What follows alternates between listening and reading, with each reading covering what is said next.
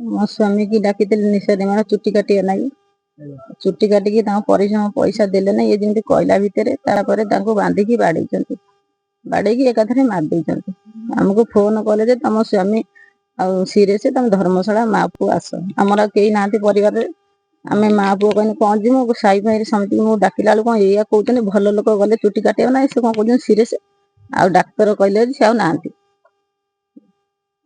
मो कहूँ मो परिवार केमी चलो सरकार किसी साहाय्य करते कौन कर दोषी मान दंड दिया दरकार मो स्वामी जमी किली बिली बिल मरते से भाई दंड दरकार बापा जाते निशा केन्द्र वाला डाकी कहले चुट्टी काटिकी पैसा ये करे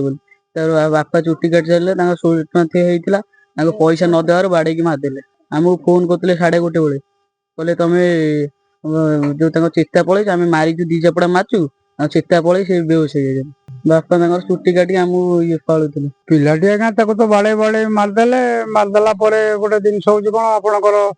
से पिलार परिवार किमिति चलिए पिला परिवार पुओ दोटी झीटी ता स्त्री सेलून खंडे कर चलुला जमी ना बाड़ी ना कि ना ये सब जिन बहुत दुखित आम पछपटे आप देखिपुं ये हूँ से सुधार पथ और निशा निवारण केन्द्र जो गत 19 तारिख दिन भगवानपुर ग्रामर राजीव लोचन बारी जीवन जाइला से सुधार केन्द्र में अंतवासी माने बाड़े बाड़े मारी अभियोग स्त्री करथिले एवं जहाँ को आधार करी 9 जन को गिरफ्त करी धर्मशाला पुलिस कोर्ट चालान करिछि। तेबे केवल एतिकरे सीमित उन्हें घटना